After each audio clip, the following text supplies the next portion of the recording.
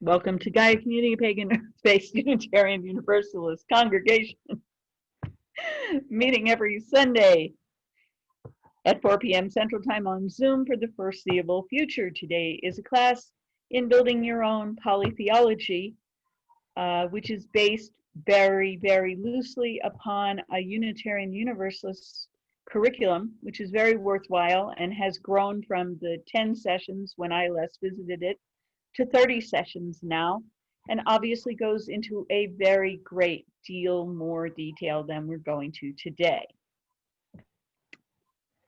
Now we will light our chalice. And I'm lighting this chalice with a hope of clearer communication, clarity of thought,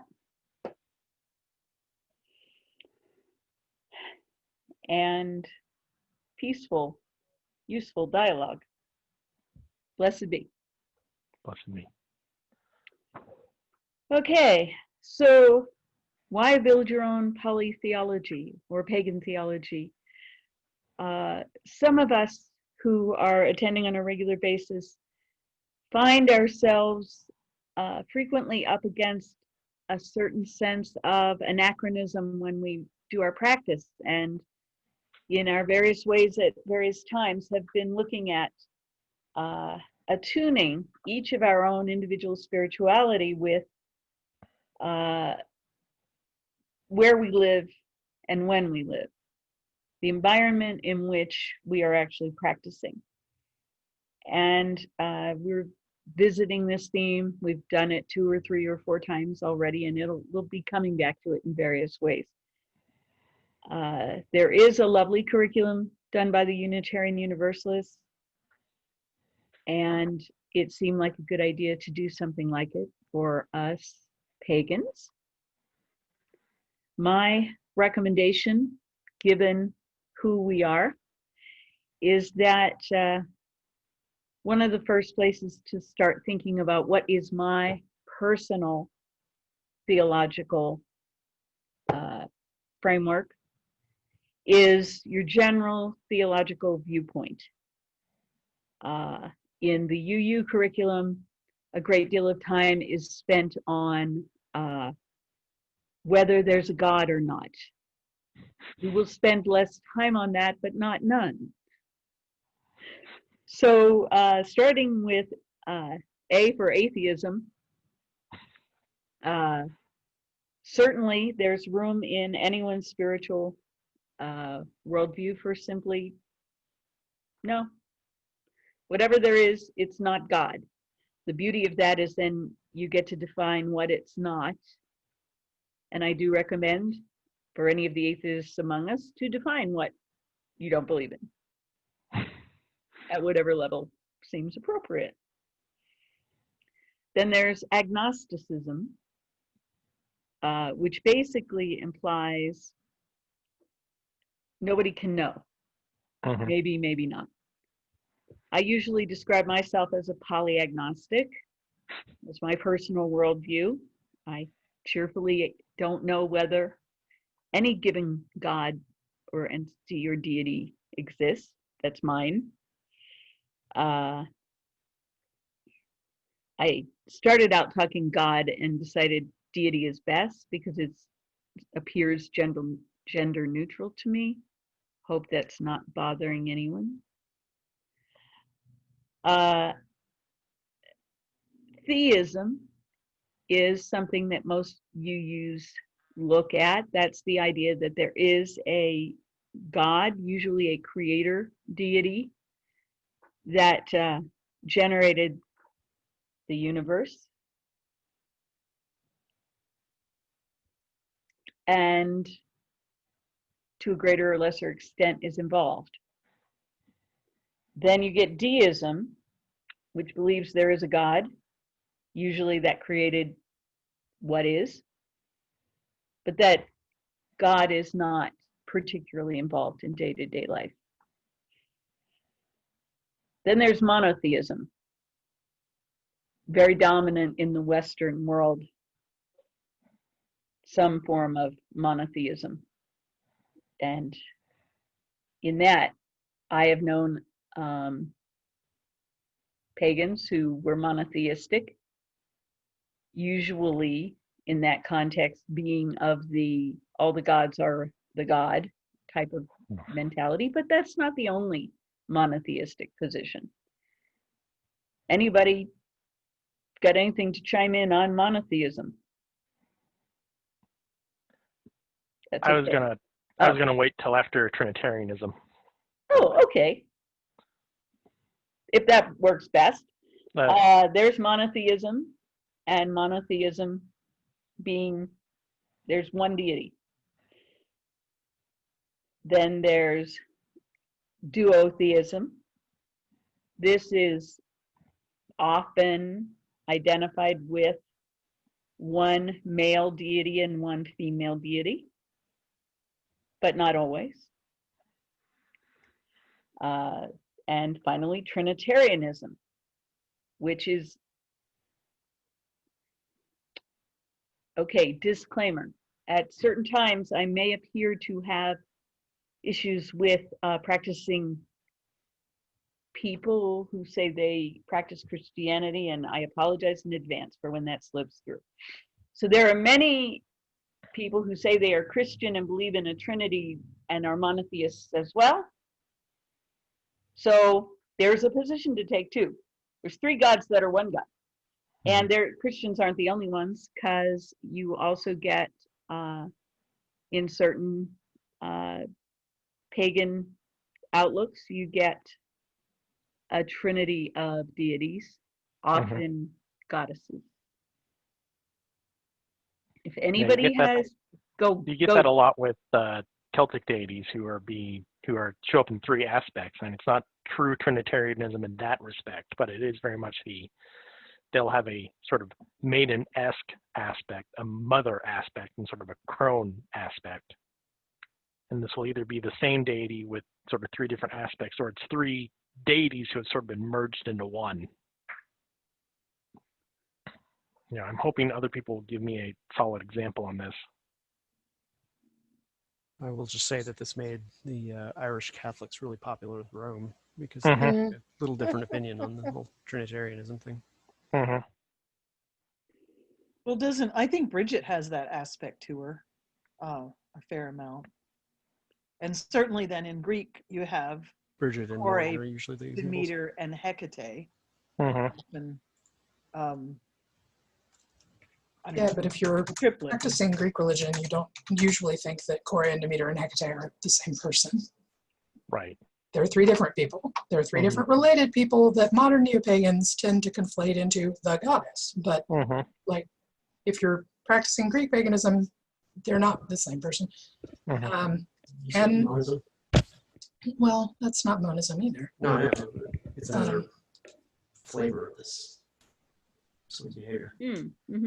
And the Celts have lots of triple deities that aren't about maiden, mother, crone. I mean, like Robert Graves made that up much later. Like, it works for some of them, but it doesn't work for all of them. If you want to say, okay, well, Bridget is a triple deity, but like, okay, well, who's the mother Bridget? It's not about that. It's about something else. A very clear example of sort of Trinitarian deity set. Well, maybe deity set is the wrong word, but you have the Fates and the Norns. One Greek, one Norse, and they themselves are not necessarily maiden, mother, crone, but they definitely, one relates more towards the beginning of life, one relates towards what you do, and one relates towards what happens at the end.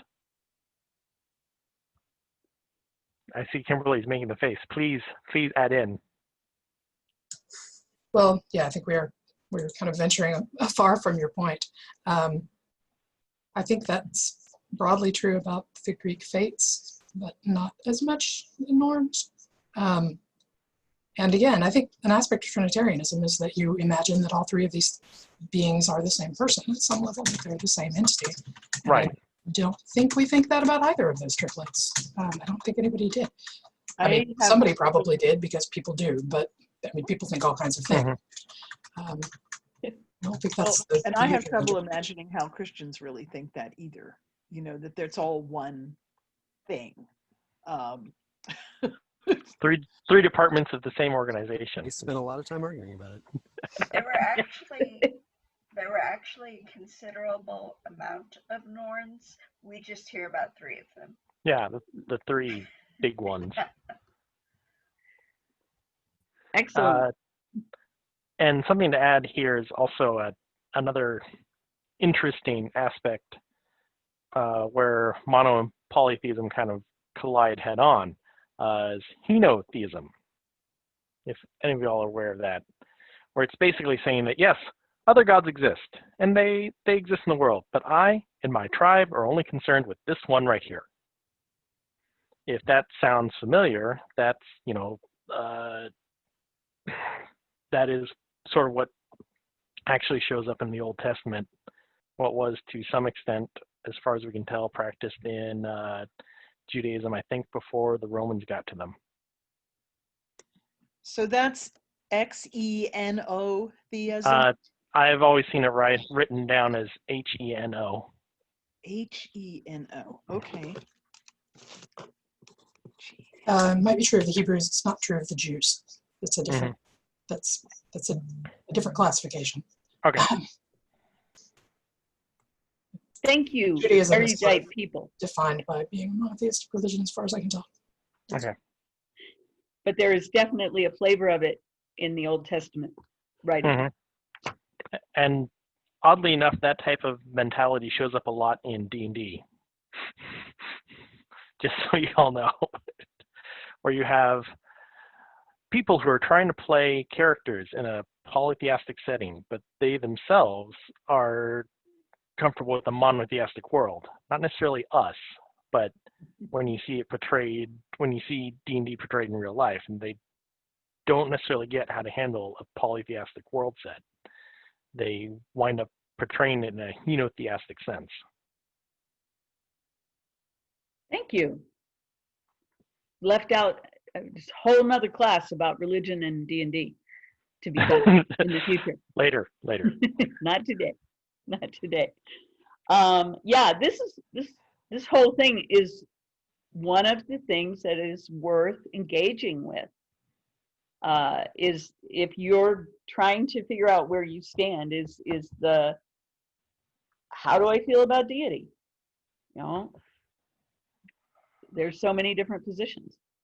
And I did leave out henotheism, which belongs in this outline here, although it actually drifts in later in a different context. So we're working our way through deities. Yes. And we are getting to polytheism. And Devin has created for us this beautiful scale of hardness. This is a mental concept more than anything else. I like mental concepts to be somehow outside of my brain. So I'm dyslexic. I got to have visuals, really. I got to have, it's that I don't necessarily think that mono and polytheism are two distinct things so much as it's a, vast scale of, or a vast spectrum. So, you have monotheism on this would actually be 0. And so you have duotheism as, all goddesses are aspect of the goddess and all gods are consort type of mentality. And that equates to graphite, which is pencil lead. Can you all hear me at all? Mm-hmm. Okay, I can only see my screen right now and not hearing feedback. Okay. And then naturally you get to soft, the start of soft polytheism, where, there are different gods, but similar profiles are likely the same entity. Hermes and Hermid are the same under this type of thinking, in that, there is only one real pantheon, but how they get interpreted by the local culture is necessarily necessarily different. Hermid, by the way, is messenger deity of Norse pantheon. And then you get further on up the hardness scale to wonderful quartz, which I'm sure most of us are aware of. or have familiarity with. And this is the, gods in different pantheons are different beings, but Hermes and Hermit are pen pals. And that's a lot of where most hard polytheists seem to reside, right around the 7, maybe a little harder than that. They may or may not think that Hermes and Hermit are pen pals, but it's kind of that understanding. And then finally get to the extreme hard polytheism, is that, the Hermes of Sparta and the Hermes as seen in Athens are in fact 2 different beings. This isn't necessarily something I've actually seen in real life, but it's kind of that thought process. Barbara, do you want to go on about pantheism? Does anybody want to chime in about Devin's scale? I found it very useful because it's so hard to really pin yourself down or pin someone else down on the scale. But at least when you have a vision of the scale, you can get a feel for it. Mm-hmm. And this hardness relates to Ball's mineral hardness, if anyone's familiar with that. And really it's just a mapping concept. That is very true, but I think we can all relate to the minerals that you decided to pin things to. Any comments? And I have a comment. I have my hand raised, but I don't know if you saw that or not. Yeah, I'm sorry. That's okay. The screen got very complex. Yes. And I just wanted to note that I wish Devin would have let me edit this because Hermit is spelled Hermod. I looked it up on the internet. Oh, okay. Isn't the internet always right? Yeah. Thank you. We'll fix that. Okay, yes, so moving on from that, which I think is very useful, Devin has created yet another graphic for us that's pretty impressive. So a couple of concepts in here. There is, and these are actually concepts that are more the kinds of things that the traditional UU is going to grapple with. Pantheism, the idea that, and I think I know a lot of pagans that are kind of casually pantheistic.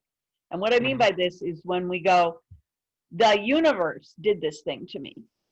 We're sort of expressing a kind of general sense that all creation is in and of itself sentient or active or responsive in some way. So I see that a lot in actual pagans.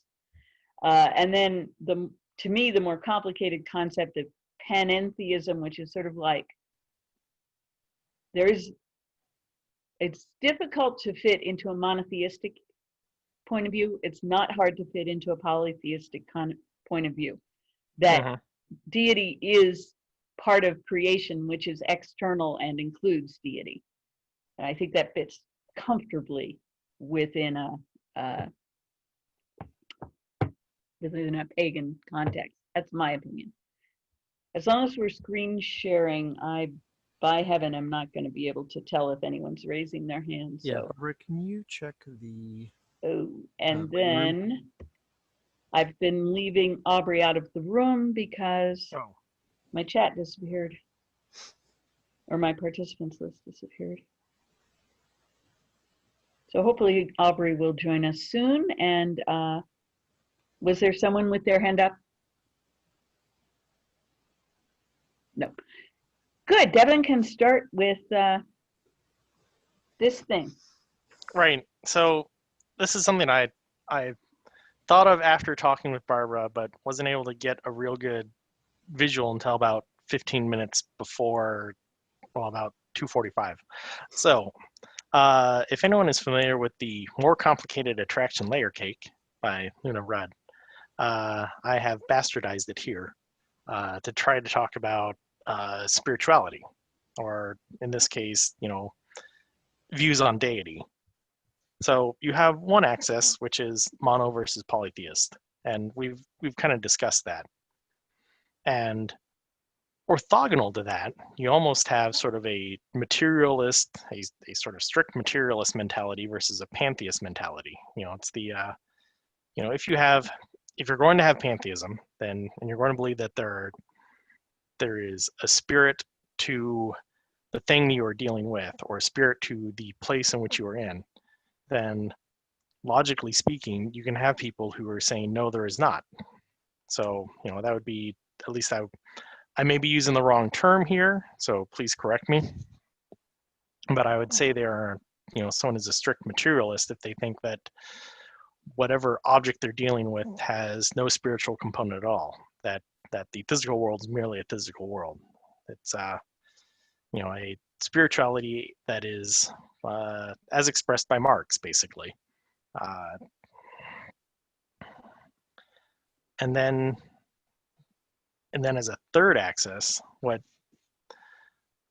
seems to me to be is a religious versus spiritual axis. And by that, what I really mean is that, are you extremely structured? Extremely, there has to be a canonical source book. You have to have rules and regulations about things. Or are you more structure an individual relies on, or lack of structure, I should say. So if someone is deeply religious, or rather deeply on the religious end, a very, very ordered type person, then they need a canonical source book. They need stuff written out. They need, procedures in order to make themselves, in order to feel like they're doing it right. While someone who is very spiritual, in this sense, is very much I feel things, and I understand sort of I understand the lore behind it. I've internalized it enough that I can just sort of go with the flow and let things move. So, maybe I'm using the wrong words for it, but, this is 15 minutes before starting, I had a brain flash and decided to try to do it. Thank you, Devin. Thanks. Look in the chat. Okay. Thanks for that. I shall drop out of this now.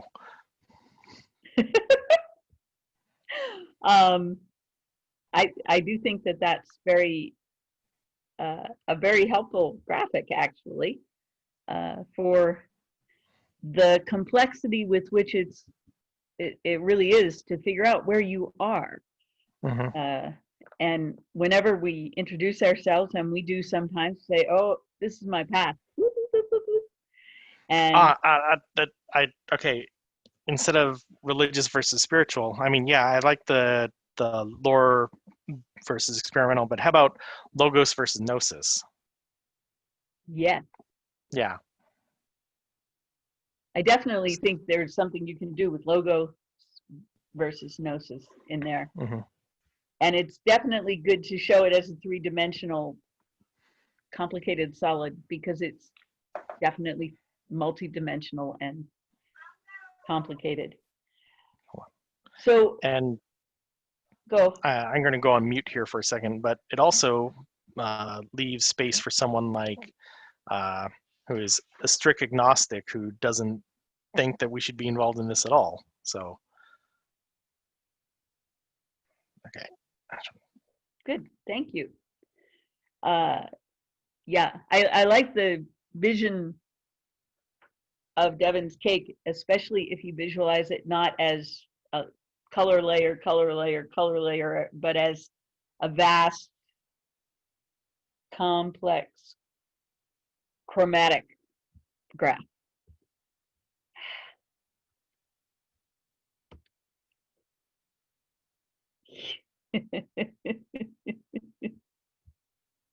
Exactly. That's sort of what we're, I mean, I think it's a good way to visualize what we're trying to do. Right. Polytheism is so complicated and intricate in the ways that it approaches things versus a more, what was it Bill Oxler was, a atheist for Jesus? Atheist only about Jesus. Right. He thought pagan gods were okay. I like that. I think there's a better name for that, but I like. So we are still in just one dimension, really, of what it is worth determining about your own beliefs. We touched on animism, and then that leaves out all other kinds of entities between stuff you can actually see in your hands and deities, whatever deity means. So you've also got all the rest of the potential entities in the world. I thought of demigods, saints, demons, giants, titans, and angels. More? Just chime in. Just unmute yourself and chime. Fair folk Dynamo. and ancestors. So you've got that to determine. You've got that to think about. Where do I feel about that? Yeah. I hope people are following along in the chat. Well, and paganism is, I think, one of those places where those other entities are considered okay. Of course, I grew up a Protestant, which meant there were no saints, no icons, any of that was all bad. So for a Catholic, that's probably not, these lower level entities, angels, all that are probably okay. I think Protestants believed in angels, but I think pagans in general are less say that those things are evil forces than some other religions. I think yeah, a lot of Protestant denominations encourage belief in those other things as things to be feared and avoided. And in that context, you have the whole range of mono, duo, poly. I mean, because it could be the God and the devil, only the God might be three gods. Luckily, yeah. Many kinds of entities. So you've got to work that into your own sense of your worldview. Whether you're, I'm skipping down my outline a little bit because the issue of logos versus gnosis, I think, is its own spectrum. From having a text or scripture that is the scripture that you're looking at, and working its way to the only thing there is my own gnosis. Yeah. If I don't see it, it isn't worthy of my consideration or whatever. Including in this context, I kind of put the concept of being a reconstructionist as opposed to a I put the following quotes in my outline that I got out of Wikipedia because I liked them. I think I got them out of Wikipedia. Yep. Reconstructionism attempts to reestablish genuine polytheistic religions in the modern world through a rediscovery of the rituals, practices, and contextual worldviews of pre-Christian pagan religions. Or, this method stands in contrast with other neo-pagan syncretic movements like Wicca and ecstatic esoteric movements like Germanic mysticism or theosophy. But that was very useful. So that's something to consider. Do you have texts? How do you relate to those texts? I have no idea how many books I have that have informed my sense of, I mean, hundreds and hundreds of them, but I don't consider any one of them the way my mother considered the Bible. Aubrey? I wondered how the concept of kind of the scripture is absolute or absolutely necessary to gnosis is the predominant or only way of receiving necessary information for practice, how that was different than the religious to spiritual axis that Devin had talked about on the cake, or if it was different wording for the same thing. I didn't quite grok. Yeah, Devin had this concept of the relationships between these thought processes brewing in his head, and had an inspiration right at tea time. So yes, that axis is what I'm talking about now. Exactly, just different words. Thank you for clarifying that. In the context of, if you are going through your own belief system, trying to sort through, before we got started, Heather Ann talked about how she's dealing with holiday celebrations by having 12 boxes and putting the decorations for each holiday in the box for the month. Okay, well, what I'm talking about is a kind of spiritual organization of your own belief system for your own convenience, for pulling out when you need it. Basically, I wish I'd have had that analogy a month ago, because it's about what we're talking about. Thank you all. Appreciate it. Slipping back to the outline that I had, aside from your beliefs about deity or not deity or the divine, there's also, and I think this is very material,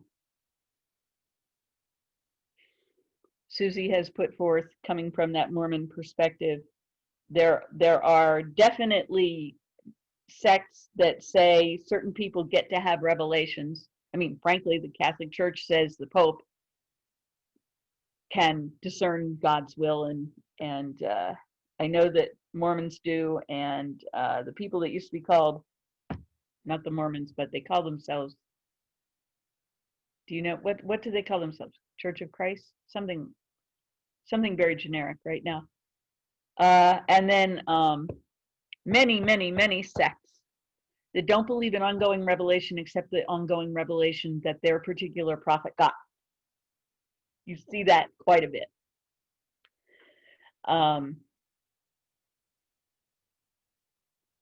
So moving on to the relationship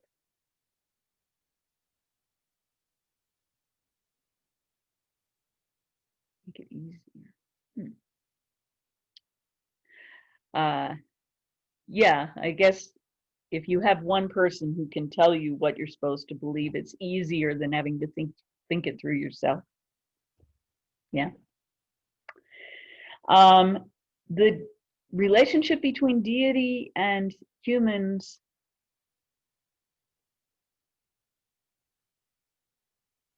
holy Moses. The chat is going so fast.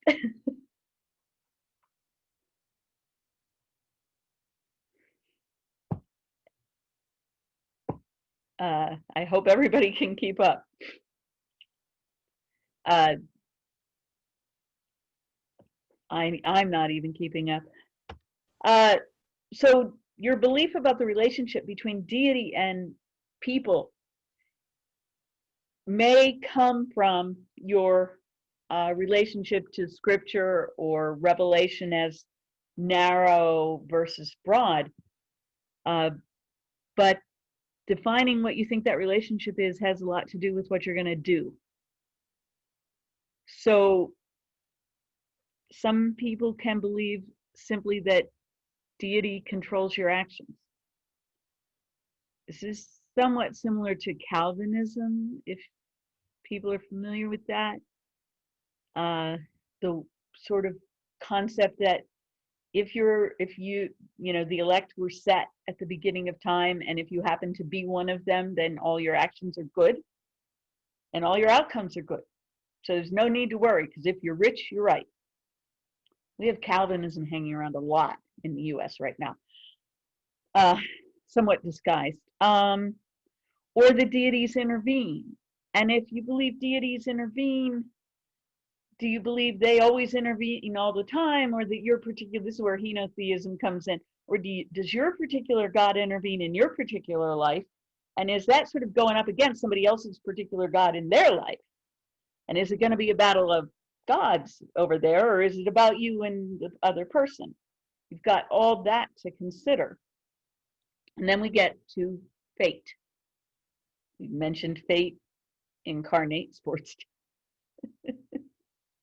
We mentioned the fates incarnate, and then fate with a little f, like how it's going to happen, you know. I agree with David. Not going to stop him if it's a fight between the deities. They want to fight, great. They want us to fight. Hopefully I got an opinion about the matter. And that gets back to free will, you know. I once had a person leave her overnight shift, leaving the consumers alone, and get in her car and drive to Florida, where she was relocating with no notice. And when I contacted her, said, God told me to.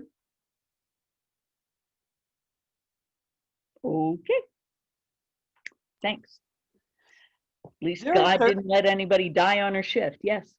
Well, I was going to say there are certainly lots of stories where you have the sense that a God has taken an interest in a certain individual, or is actively, I'm thinking primarily of Odysseus right now, but has actively gotten involved in their fate. It's hard to know from this time whether that's, just at the height of despair, that's what you decide, as one thing after another goes wrong, you can blame something else. But also try and figure out how to get into right relationship again. So these are hard questions. Yes. They are hard questions. There aren't any answers in this, in case you hadn't figured that out. Just lots and lots and lots of questions, but questions that it's useful to work with a little bit. And that level of sometimes, for whatever reason, deities are intervening in your life. There's also the deities will help if you ask the right way, which I think many of us tend to sort of be in that space of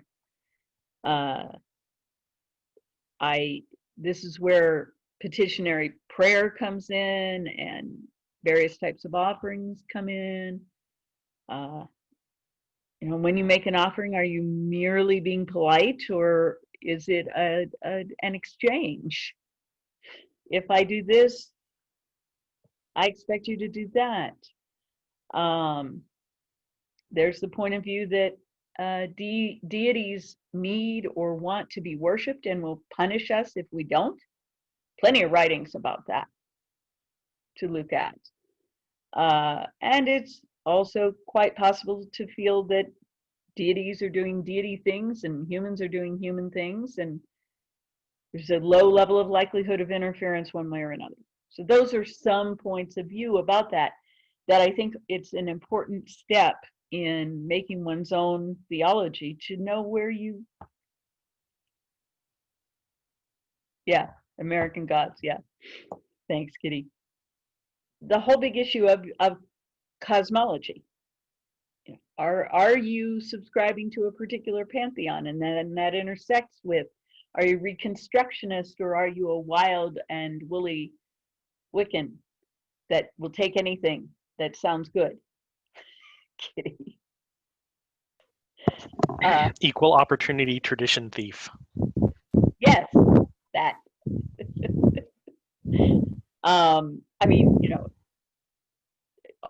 All pantheons certain pantheons, certain deities, pick and choose. It's a supermarket. I know that I have a much stronger resonance with pantheons. I could be potentially genetically, I could be ancestrally related to. That is as good a way to figure it out as any, I think. I like your terminology, Devin, of resonance, because I think there's like what you set out to do, and there's that aspect of resonance or gnosis again, like what you just said is very interesting to me, because having recently had my DNA analyzed, I discovered that not so much, like, oh, yeah, huh. So that's okay too. Either way is great, right? This is all about yourself and what you're gonna do, and how you want to look at things. Then you can look again at that. Am I just gonna say I don't really care whether we say Mercury or Hermes, or are you gonna say I deal with Hermes? I have of this Mercury, I know nothing, which kind of goes along with your point of view, but can also be your gut, right? Whew. Okay. Yeah, Susie, I definitely agree with that statement. Oh. Family history stories versus actual genetic heritage. Right. I mean, it would be very hard in general to separate that. Yeah, and the attitude toward deity, as when we were going through all the different orientations, and that soft and hard polytheistic spectrum, you might be different places on it.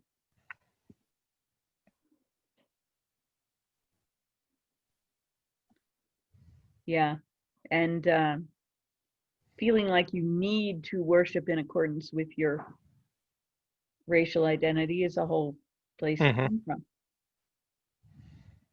A whole place to come from. Right. It's one thing for me to feel resonance with the deities that my ancestors may have worshipped. It's another thing for me to have opinions about what other people do with them. Another part, I'm going to loop back and just pick this piece up, because I think it's very relevant, and it came up again when somebody said stories from your family, because there is also the whole role of what stories, narratives, whether they're scriptural or oral tradition or a combination, is the extent to which a story is a literal recounting of a specific thing, as opposed at one end of yet another spectrum. We don't have any more physical dimensions to go in, and at the other end is it's just a story somebody made up to illustrate a principle, because we need a story to illustrate a principle. Fine, let's just make some more dimensions. I'm in favor. Then there's in addition to the relationship of deity to human being, there's like, what's the nature of being human, which is a whole nother like 5 college courses that we're not doing, but specifically coming to like, is there something beyond the physical to a human being? Something useful to know about your own belief. Yeah. Do I think the most common way that people talk about it is there a soul or souls? Separate from the body, or only when you're alive? And that leads to issues of afterlife, which is a whole area to go in. So thinking about the afterlife, Kitty mentions that this comes up for her a lot. comes up for me a lot too, because it is so easy when anyone is hurting and grieving not to just go there. Mm-hmm. I mean, my mother died recently. One of my son's mothers-in-law died recently, or mothers-in-law. No, grandmother-in-law. My point is, the children were confronted with loss. And I'm like looking at the parents going, what are you doing about this? Because I want to go along with whatever you're saying. And you know, if you see someone who's grieving, it's so easy to say, oh, they're with you anyway. But and then you later. Mm-hmm. And there's also the whole inclination, which the end of the world is coming. Years ago, I was working through the UU church with other churches to accomplish some social justice issues. And in that context, working together with some very passionate Christians, and honestly couldn't keep doing what I was doing because every concern I had, the person I was working with just kept saying that, you know, God is going to fix this when Jesus comes. I wasn't even quite sure why we were in the same room, because she was just, you know, you don't really need to worry about that climate change, and you don't really, and we were working on social justice, we were working on racial justice, and the woman was Black, and I didn't know what to do with it. You know, it's like, we don't really need to do this. Anyway, Actually, that's my problem. Heather, I want to. So, okay, Heather said that's so lazy. And I would like to think, I in some ways would like to think that, but what I'm more concerned about is that it's not so much laziness, it's fear. Sorry, Heather Ann, my bad. It's fear. It's if they start thinking about it, they realize the problem is so large that they themselves cannot affect it. So they just shunt it to something else. I mean, that's the way I interpret that reaction. It's not it's a flight. Right. I could go down a whole rabbit hole of how so much of the appeal of a lot of the big organized religions that tell you what to think, tell you what to believe, tell you which I's to dot and which T's to cross, comes from a place of fear. So I totally agree with that.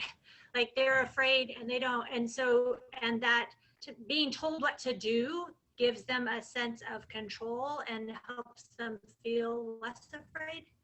Because, you know, being on this path, building your own theology, building your own ethics, which is another like iteration of the UU program, building your own that's like terrifying and scary and hard work, which goes back into the lazy thing. But and there, I think a lot. There is a movie, and it's kind of a cheesy 80s movie. It's called Defending Your Life. It was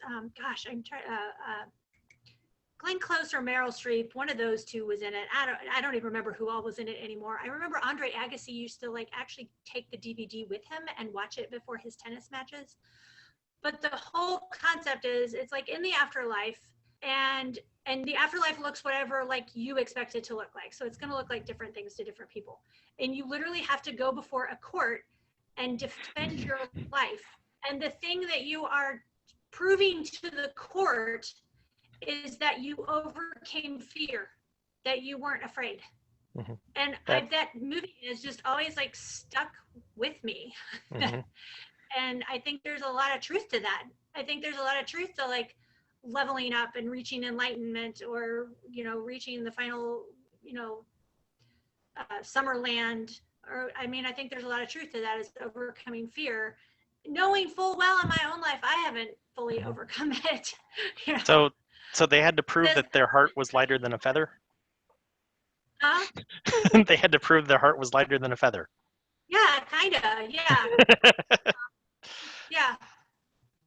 So, Yes, yeah, which no, I is totally agree We're laughing because we just spent a year with Horace and Mott. with you. Yeah, my own opinion of the afterlife is that you go to where you think you should go, and how much you enjoy it or not is kind of dependent on how much of a decent person you were. Has everyone here heard Caroline's joke about the afterlife? No? share it, I know please. you have, Yeah, David. I bet some of maybe you we have, we don't realize it.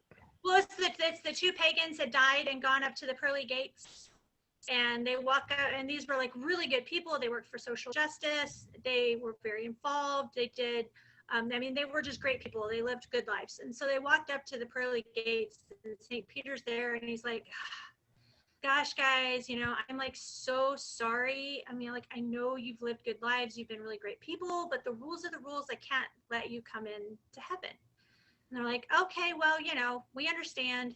He's like, well, go on, you know, down the road there, and you'll find hell, and you can get checked in there. So they go on down the road, and they go up to the gate, and it's like also the same beautiful gate, like, and there's like a good-looking demon standing there going, hey, come on in. It was great to see you.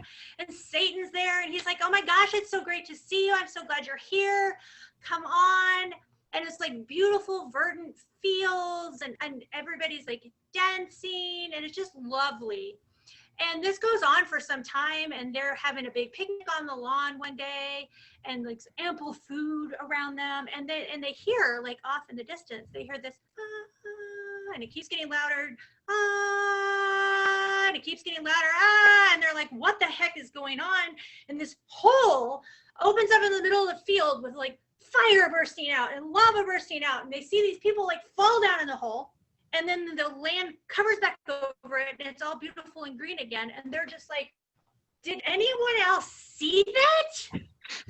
And Satan's like, oh yeah, those are some Christians.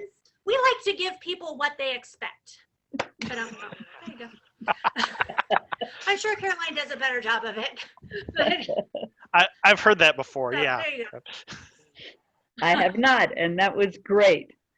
And that's actually where we were, is the whole issue of afterlife. And that's a set of beliefs you have to deal with or not. You know, you can believe in some stuff and not other stuff. So you can believe there's no soul, or I like you get what you think you're going to get. I really like that a lot. But that's a whole set of questions you need to ask yourself. You know, is there an afterlife at all? Is it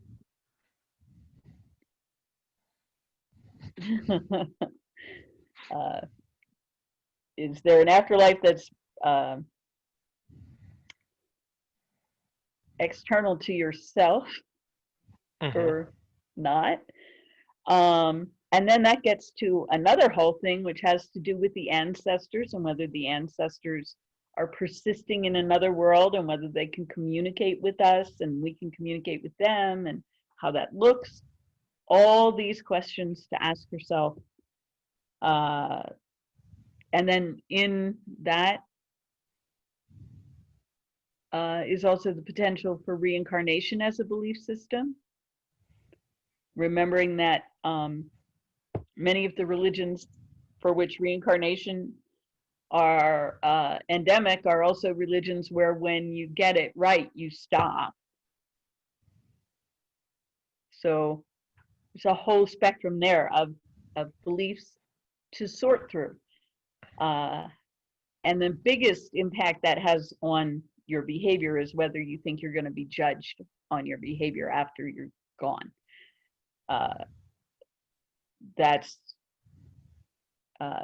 You can go through life paying absolutely no attention to whether there's an afterlife or not. You know, intellectually, a person can do that.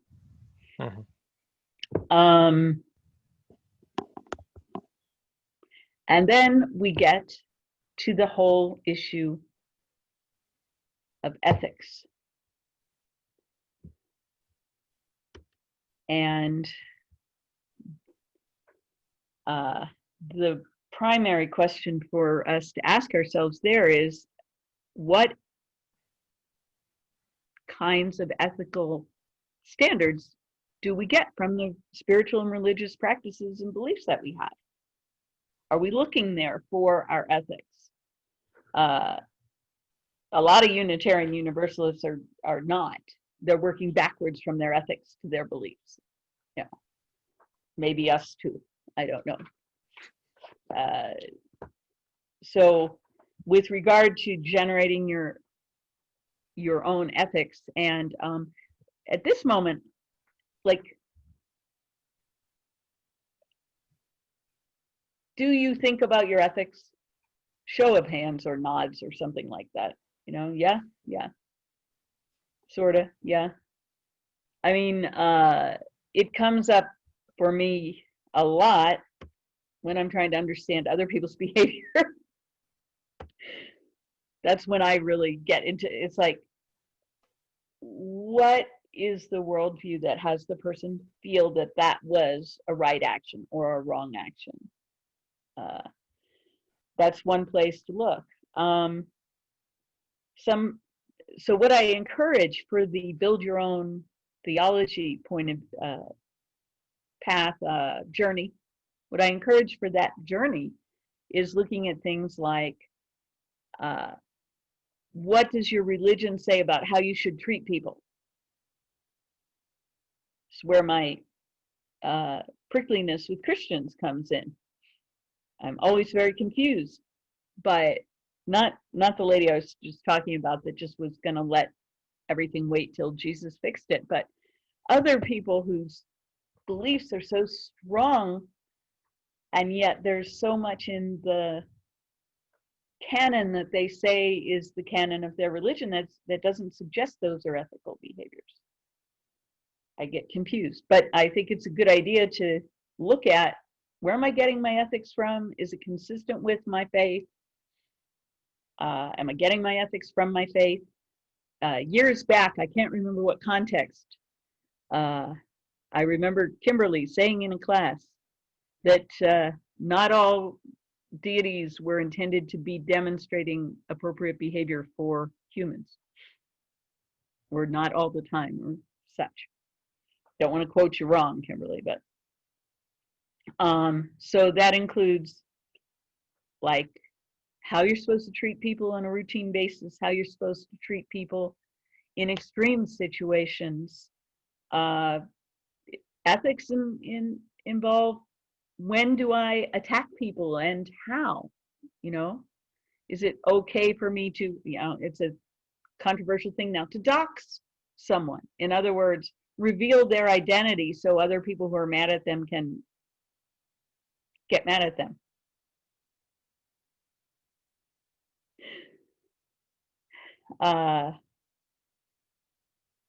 Another aspect of ethics is those governing how you speak,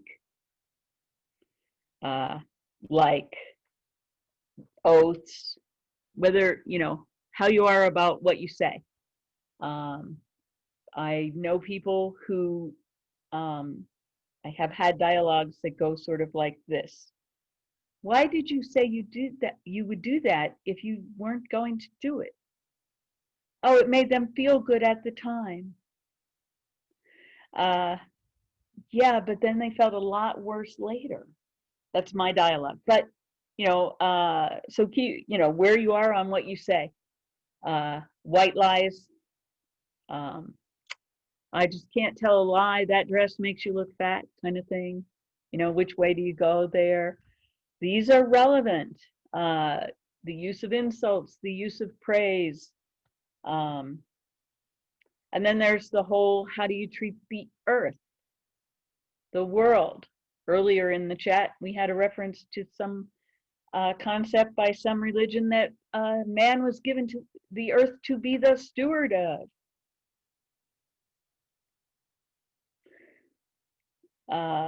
And this is where, you know, looking at, how do I act? How do I think I should act? By the way, Almost nobody has 100% congruence between how I act and how I think I ought to act. So it's good to look at both and look at maybe if you have to, which thing you need to work on revising, your theory about things or what you've been doing. Again, nobody does everything right all the time. How you're supposed to treat other living beings. Like, okay, cats, dogs, some people, their food. Some people treat their food very well until they eat it as an ethical issue. What's it okay to kill? Under what circumstances?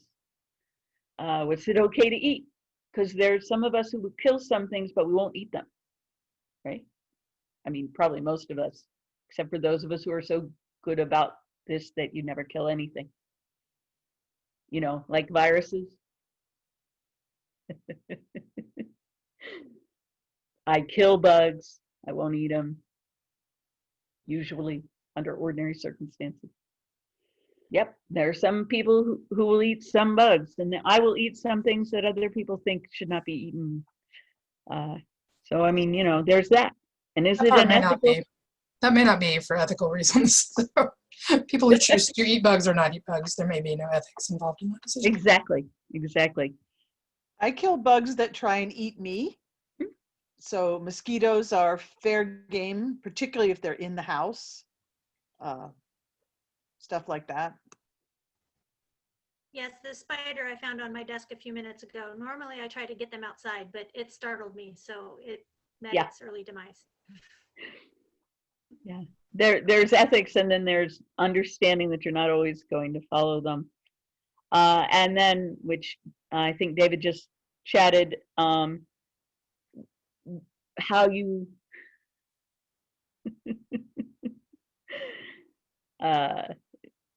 natural selection does happen, and bugs persist. So what's that say? There's also like when you eat things and what you know, how you prepare food, which in some faiths is very, very important part of your practice. Long time ago, Matt put in the difference between orthodoxy and orthopraxis, and we're not, this particular week, I have no plans to spend huge amounts of time on orthopraxis of any type. That's another day, but but this is sort of getting there, you know, what is the proper way you should do a thing? So many different behaviors available to us to look at. Is there an ethical dimension to this? How you earn a living, what your obligation is, and yeah, vegetarianism is a point of view about that can be ethical in nature. It isn't always, but it can be. I was saying what you owe your community, like the concept of tithing to the congregation, what you owe to the human race, you know, what you owe to family. Like that is a primary ethic in the Navajo spirituality is family, which is in the Navajo spirituality a pretty big, not just mom and dad and your kids. Your relationship with money can be an area to look at in terms of your theological, cosmological, religious, and spiritual point of view. And corollary to that is how you conduct business. I recently read an op-ed. This is my view and does not express the views of Gaia Community as a religious organization. But I did read an op-ed recently defending the fact that Republicans said it was a moral imperative not to appoint to well, to a point, to confirm a Supreme Court justice at the end of near a presidential election. And I read an op-ed defending the position of the Republicans that, of course, it's completely ethical, by one of my favorite conservative commentators, who wrote, they have no ethical obligation to behave consistently with what they said then, because it's legal, and that's the only thing that actually matters. It had words, but that was what it boiled down to. They can do it, so why that blows away your stupid argument that there's some kind of, like, what they said then matters now thing. So there's ethics. Isn't that kind of the whole like Christian and like the 10 Commandments thing? Well, like you can do it, so therefore, like, forget about the whole 10 Commandments or love the neighbor like you're like, because you can do it, so therefore it's okay. WTF.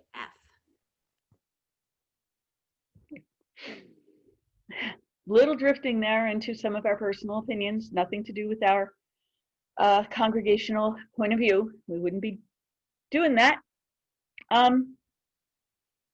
Yeah, how you conduct business, it's an area to look at for ethics. And yes, not everyone's congruent with their ethics all the time. Nobody is. It's a hard thing to do. But it helps a lot if you know what your ethics are. You know?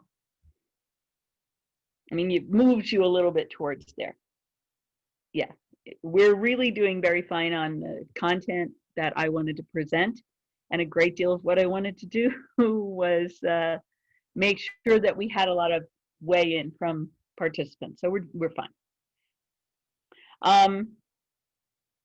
So those are some of the aspects of just, if you're going to have a religion, is it going to generate your ethics? If you're going to have a religion, is it at least going to be congruent with your ethics? If your ethics are sort of the a priori. I do know, I think I had a lot of like a priori ethics that I had to fit into my spirituality, due to having been raised by a couple of people who I think lived pretty good lives, but didn't believe in very much religion. So there you go. I mean, it's perfectly possible to have lots of ethics and no spirituality at all. Plug for the Humanist Society. And then asking yourself whether your particular point of view and religious outlook says that there's some consequence for your actions. We already discussed some of that. Is there an afterlife? And if the afterlife exists, do you just go where you thought you were going, or do you go where you deserve? Are you going to be weighed against that feather?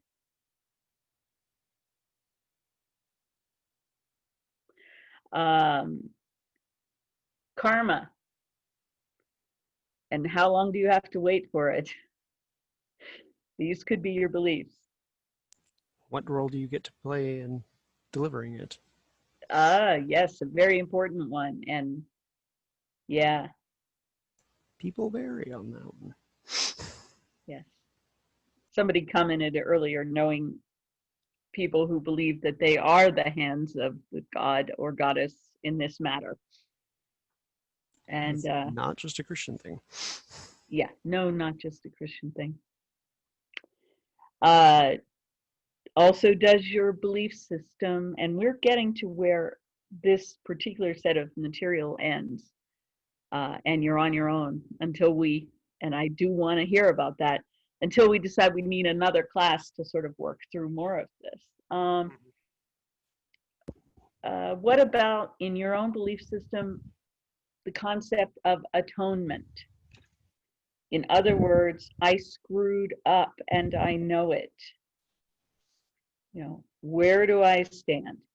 Does your belief system offer a way out, or are you just stuck?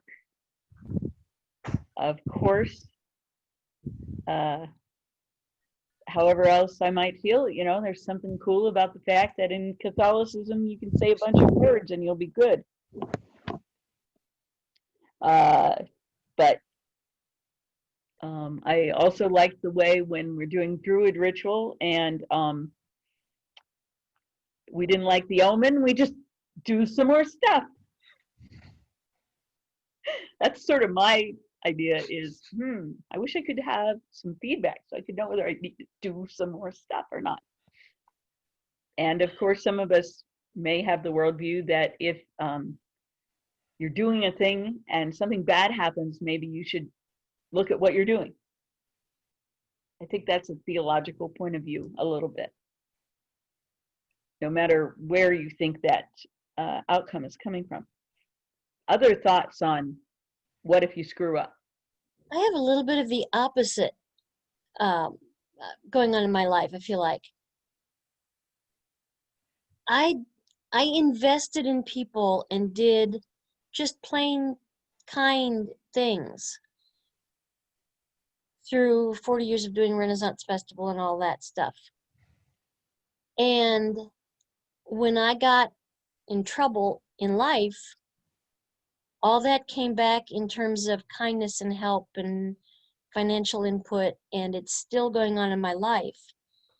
If there's not a lesson there in be nice to people early on, I don't know where there is. I tend to agree with you.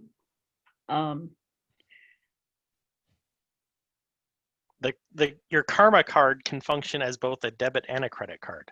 Yeah. Good way of putting it. I'm And Kitty in the chat here. Would you say, Kimberly? That I'm kind of with Kitty in the chat here. It's more important to try to fix something you think you screwed up versus doing something on the religious or spiritual plane. Like, do I have to do additional stuff for the gods? Have I offended them along with offending whoever I've offended in the three-dimensional world? You know, when is that relevant? When is it not relevant? You know, is it enough to fix the problem, or is there one of the things that we do in Druid ritual that comes from the Roman hearth culture, Religio Romana, is this idea of the piacular offering, where you're just making a general offering at the end of your ritual, like, hey, if I've screwed anything up and offended anybody, please take this and don't be mad. And I like that as a concept for general life. Like, I'm trying to do my best, and when I piss people off or break things for people, I try to fix it. And maybe also, like, hey, if I've offended any invisible people, maybe they will also let me know. Or maybe they will take this offering and know that I am trying. Know I'm trying to fix it. Very good points, I think. Yeah. Certainly the question, if I've fixed what I broke, do I still owe something else? But the flip side of that, like, I offended that person, so I'll make some offerings to this or that ethereal being that should take care of it. What do you think works? This is the question for us to have for ourselves. I do think, I'm not sure this is theological, but I do think that if you are prepared to say you're sorry, like, I'm sorry, what can I do? And if you're also prepared, if you're pissed, to tell somebody, you pissed me off, we all get along better. But is that theological, or is that just material? I don't know. Oh, validation. That's a very good point about human to human. Yeah. That's why a lot of people say that they can't accept an apology if it includes the statement, I didn't mean to, which is, it's not direct, but that's an internal reaction to needing to be heard about one's own sense of hurt. You know, it's not enough that you acknowledge that you stepped on my foot. You have to get, it really hurt me, kind of Well, thing. and then there's also the, I'm sorry you felt that way. It's not an apology. Yeah, that's true. An apology is, I am sorry I caused you pain. How can I help to make it better? The first is saving face. The second is actually sincerely intending to help. That's where I think intention counts. Did you intend to hurt that person? Were your intentions as pure as you could make them, but the injury happened in addition to that? That's something you have to address if And you wish to have moral actions. I also think there's definitely a way to apologize and validate harm done that also acknowledges that there are competing access needs or competing values that can't be reconciled, where you're saying the way that I will not repeat this harm is that we will wish each other well but not break bread. Like what you need and what I need inherently do not work together. I hope you so much happiness far, far away. Yeah. In this same vein, as you're looking at your belief system and your ethical system and your own behavior, and looking to see how you're going to interface those in a way that works consistently for you. I mean, the word consistently is in the wrong place. As much consistency as you can achieve. Is it a belief system that hierarchize, that puts people in a hierarchy? Sorry, couldn't get it out. Like, when you think about whose feelings you need to think about, do you, without, as part of your ethical system, or without thinking, automatically assume that some kinds of people you need to try to protect from harm and try to be in good relationship with, and other kinds of people are less important? I think there are, I know that there are some religious systems in which there are those exact hierarchies prescribed.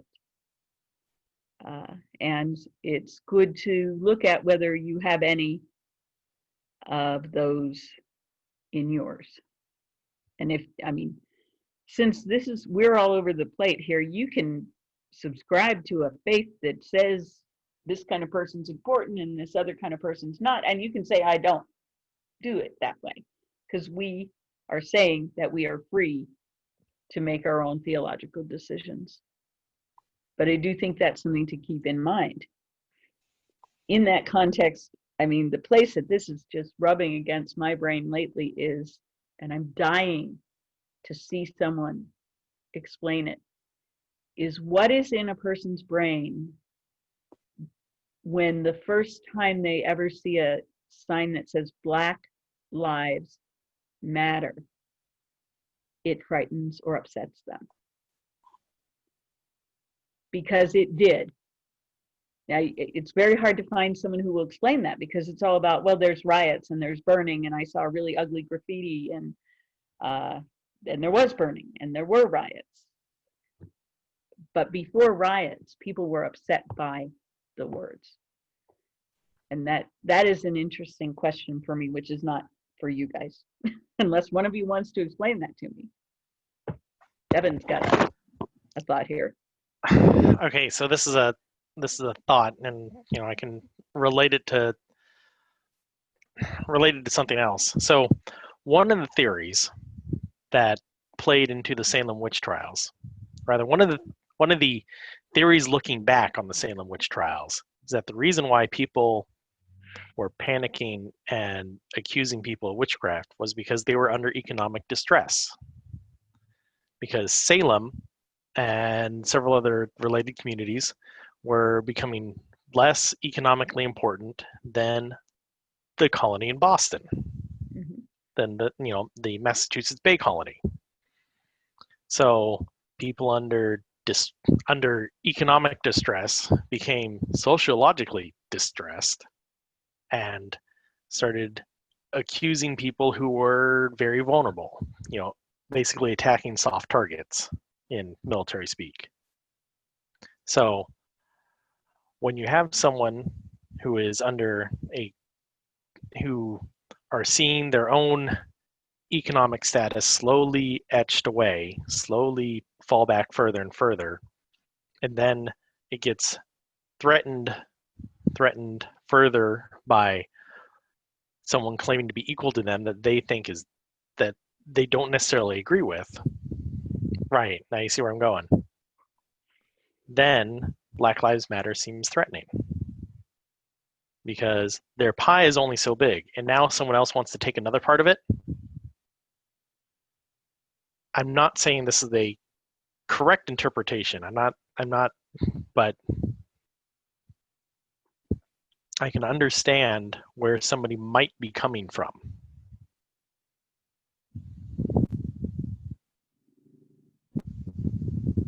Yeah, yes, everything in the chat. Heather Ann? Certain political parties have done a very good job of convincing people that enough is a pie that can only go so far. And so if that person over there who's beneath you, and they've defined who's beneath you, gets some, they're taking it from you. And it's all smoke and mirrors to distract from the multi-billionaires. And let me be clear, I don't believe that any one human being should be a billionaire. So that they don't notice that the multi-billionaires are actually who is taking their pie. They think that the person beneath them is taking their pie. And they've just done a really good job of making, brown people, the people who are beneath the people who are afraid of the Black Lives Matter sign, that they're the ones taking part of their pie. It is the Wizard of Oz, and don't look at the man behind the mirror or the curtain. The curtain, yeah. That's a Michael Jackson song. Don't mind me. I'm mixing up my metaphors today. Okay. Yeah, I see a lot of agreement on that part of it. So that actually was a digression, but it was at the end of the content that I wanted to go over for today, which is a lot of stuff to think about. Well, I will then take this opportunity to remind everyone that we do, even though we're meeting virtually, we do have some expenses as a church, and encourage people to keep going with your pledge, and or feel free to go to the website and donate by the mechanism that is provided there. And also that we are engaged in a fundraiser for harvesters. Matt, do you want to tell us a little more about that?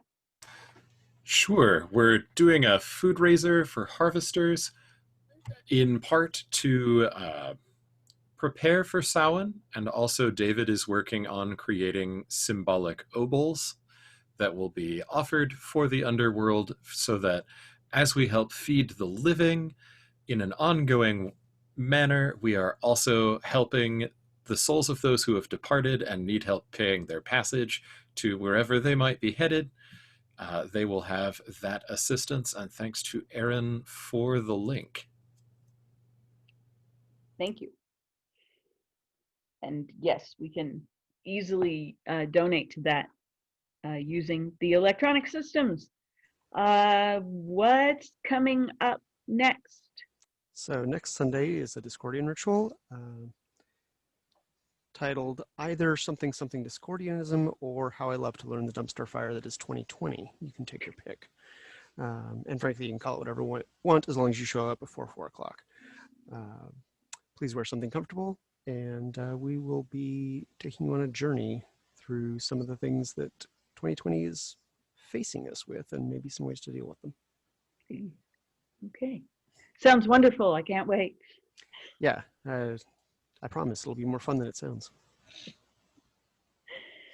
Excellent. Okay. Well then, I think I've fulfilled what I should have done. What else we got going this week? We got Joys and Concerns on Thursday, of course. Absolutely. Is that it? Oh, Ritual Teams on Saturday morning, 10 a.m. Saturday, 10 a.m. Central Time. Yep. Virtual teams are open to anyone. I invite you all to unmute. In view of Heather Ann, we'll do the call and response.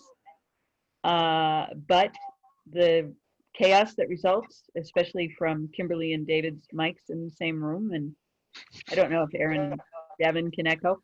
No, we intentionally. Far away. Yeah.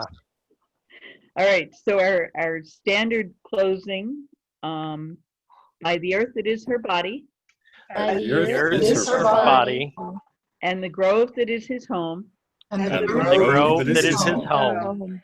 by the air that is her breath, By the by the air that is her breath, and the music of his song, and and the music of his song. song, by the fire of her bright spirit, by the by the fire fire of of her bright spirit, and the heat of his passion, and and the heat of his passion, by the waters of her living womb, by the waters by the waters of her living living womb, and the dew that is his tears.